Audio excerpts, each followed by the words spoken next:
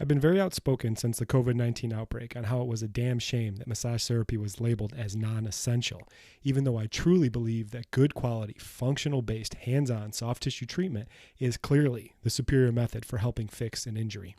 Unfortunately, the rest of the world doesn't think that at all. So now we need to figure out why this is the case. And on this episode, I dive into who is truly to blame for this classification, and some of those answers might surprise you. I hope you enjoy the show. And COVID is making a comeback. It doesn't go away. If you follow the true pattern of viruses and pandemics, even going back to the 1918 Spanish flu, there was a wave in the spring, then it settled down, came back in the fall, and then again in the winter. So COVID isn't going away. We just got distracted with everything else that's going on, in the world of social unrest and all that. It's a very interesting time that we live in, and we're living through history. Everybody lives through history. This is our own history. When we sit back, 20 or 30 years later and think about this, we'll be like, that was an interesting time we live in. But essentially, massage was one of the first industries to get shut down and dubbed non-essential. So how do we change that going forward and not be cursed with the label of being non-essential? So the question today is real simple. Who is to blame for massage therapy being labeled non-essential? When you hear that, it should cut right through your soul. And it is a gut punch from people that just don't understand. But even worse, if you're one of those people who follow the line of this lady named Ruth Werner, I think I said her name right, that massage is never essential, then you kindly need to get the fuck out of the profession because you're part of the problem too. I've shared on other podcasts about this, how massage is clearly essential, but other people don't find it that way. And there's a lot of people out there that are bashing it, saying it's non-essential. I get this a lot. I've had some arguments on LinkedIn and Facebook with some of the fearmonger people, the ones that are like, massage isn't essential, and these are massage therapists, like massage is never essential. These people, what they're really doing is they're just hiding their own insecurities because they suck at what they do. They do not provide a quality service. And instead of being like, hey, I'm just not that good, they blame the situation that's going on because it doesn't require them to take responsibility for what is going on. And then they throw shame and they throw hate. I have a podcast about that. Don't shame others if you don't want to open back up. It's not our fault, the people that are doing good work that want to be essential and are helping people, that you don't and you suck. So those people can kindly get the fuck out. Once again, get the fuck out of the profession. So who is to blame? I got 3 culprits. Let's just start with the schools. We all know this. What you learned in school was really bullshit. You just did it so you could go through and learn the basics and pass the test, pass the boards, and go through there and learn enough to be competent. But you didn't learn how to actually be excellent, how to solve problems.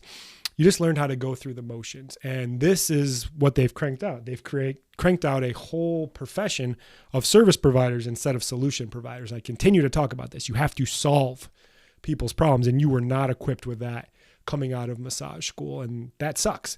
And essentially what happens is people that get out of massage school, there's 2 factions. There's the ones that are just like, I went to school, I deserve this.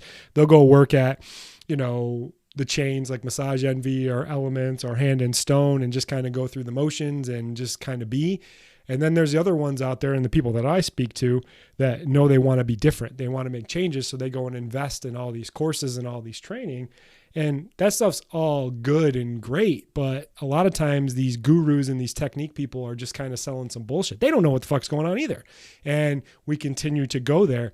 And it gets down to the root cause is that we're not fixing anybody. And if we're not fixing anybody, why in the fuck would you ever be considered essential? Number 2, these are my favorite people of all time. And if you didn't pick up on my sarcasm, they are not my favorite people. The bullshit energy healers, the crystal people, and the magic potion. We all know that. We know every profession is just littered with idiots, people out there being loud. And it seems like these crazy fuckers are louder than everybody else out there. And like, oh, crystals and energy and I'm going to think you through your pain and you're going to be good to go. And it's like, fuck, these people are fucking crazy, but they give it a bad name. And then what happens is you get labeled in there as well. It's like, oh, all massage therapists are fucking quacks or they're crazy. And you're not one of those people, but the problem is you keep your mouth shut and you don't say anything and you let these people continue to just spread wrong information, bullshit, and lies. And then you get typecasted. It's like, oh, well, all massage therapists are this way. And that fucking sucks. That really sucks. The last culprit, the last person to blame is you. Yeah, I said that right. You're to blame as well for not being louder, for not educating patients better, and silencing the bullshit people. You for always picking the cheapest CEU courses. You for not investing more in your education and learning. And you for being happy, just being mediocre, going through the motions, and not really solving people's problems. That might be tough to hear, but sometimes the truth hurts. So here's the thing. There is sheer strength in numbers of the massage profession that far outweigh the orthos, the PTs, and the chiros combined. And even better, you have a way superior product and treatment compared to all of them combined. Yet, they are considered essential, and you are not. That should piss you right the fuck off. So, here's my tip. Get mad about it. Get angry. Start educating your clients. Don't be subservient to other practitioners. There's actually a podcast about that, about quit being so subservient to other practitioners. Invest in your training, in your learning, and for fuck's sakes, crack open an anatomy book and do some studying. Work to be great. One of my favorite lines from all time from a mentor is simple. Be great today.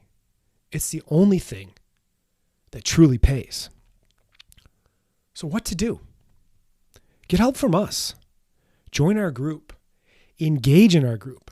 Ask questions.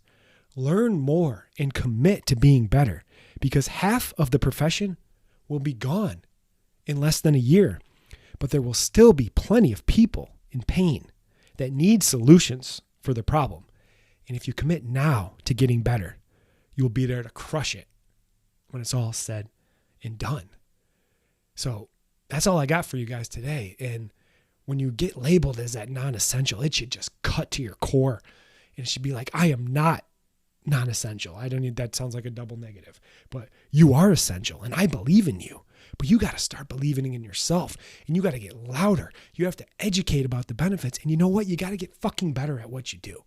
Because if you're solving people's problems, you're getting them out of pain and providing true value, people are going to be banging down your door to come in, and they're not going to think twice about spending money on something that is truly essential. But it starts with you and how you prepare and how you show up. So that's all I got for you guys today. I tried to bring the fire today. Really pumped up to be back here on the podcast. Lots of people in the Facebook group. Join that Facebook group. And as always, if you need help, send me a message. Always here to help. I appreciate you guys, and I will see you on the next one. Bye.